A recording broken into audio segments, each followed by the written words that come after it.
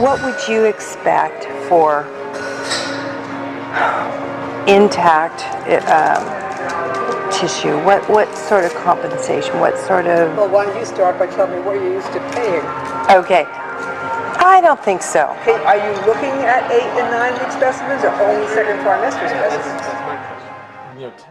Well, by now, most of us have seen those videos. The second is that one specifically, a second Planned Parenthood senior executive haggling over the price of baby body parts. The controversy, that video and a similar one that was released before it, the controversy surrounding those videos continues to snowball. And joining me right now is Paige Winfield Cunningham, health care reporter for the Washington Examiner. Thanks for being with us, Paige.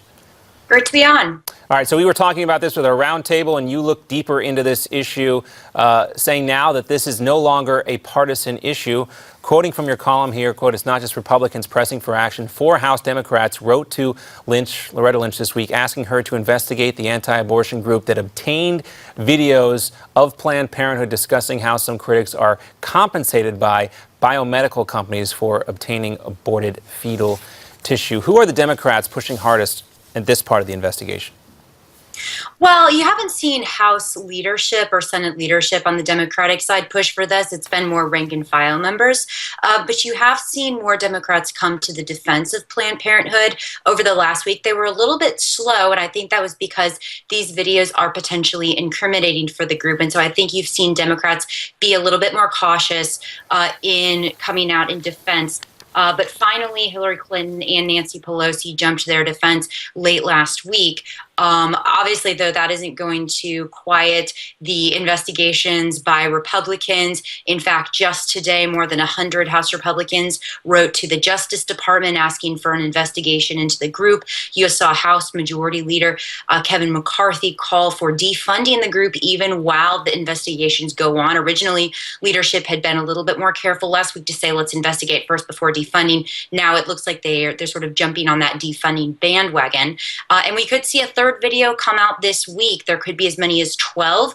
And so far, the last 2 videos have been released on Tuesday morning. So keep your eyes peeled tomorrow morning for a third. Yeah, you mentioned kind of the delay with the likes of Hillary Clinton coming out to defend Planned Parenthood. Maybe they wanted to double check the accuracy of these videos, perhaps not. But to me, I think it was very telling that a lot of folks who in the past, like Hillary Clinton, who have been honored by Planned Parenthood, did not come out right away, right out of the gate, as soon as this video was released, saying, look, I have so much respect for Planned Parenthood. They would never do anything like this. But we didn't see that. Right. Well, and I think that's possibly for 2 reasons. And that sort of is tied to the 2 issues that these videos raise. And the first issue is the question of being compensated for donating fetal body parts. Now, it's not illegal to receive compensation, but there's the question of whether the clinics received too much money. And so I think they want to be careful if there is the possibility out there that Planned Parenthood is breaking the law in some way. And then the second part of it is really just kind of the potentially the gruesome nature of this. Yeah. I mean, even if you support abortion rights, you know, watching somebody discuss extracting fetal body parts is distasteful to anyone. And so I think for that reason, they've been very hesitant to jump into this. Sure, and I don't think there should have been any case, whether the video was edited or not, where that doctor actually discussed the price. They should have said it was wrong from the very get-go, knowing that it is against the law. Now, before we let you go, also this weekend, the Senate voted down an effort to repeal Obamacare. It was the party's first attempt to get rid of the health care law since they took control of the Senate in January. Was this a big blow for Senate Republicans?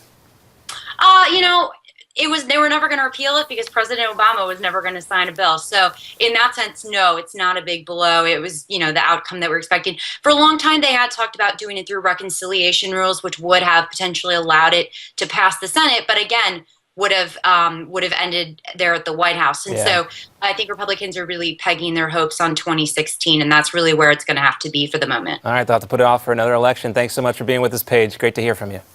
Thanks. All right. Paige Winfield Cunningham for us on the Washington Examiner. Now, we've heard from our panel and from our guests. We now want to hear from you. Does Donald Trump have your vote? We want to know who your choice is for 2016. Go to newsmax.com/polls to cast your vote. Of course, we've been talking a lot about Donald Trump. The media and his critics say he doesn't have a plan. Well, in fact, he does. He wrote a whole book that he says will make America great again.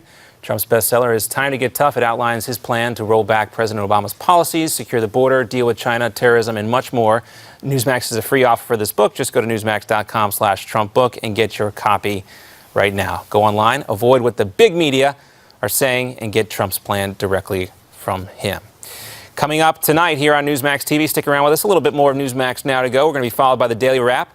And make sure you tune in 7 p.m. tonight. Steve Malzberg has a big interview with presidential contender Rick Santorum. He's, I'm sure, going to talk about Mike Huckabee's comments and much more. And then stay tuned for Newsmax Prime at 8 p.m. JD has his interview with Mike Huckabee and a little bit of his interview with Scott Walker, two presidential contenders. More coming up after this.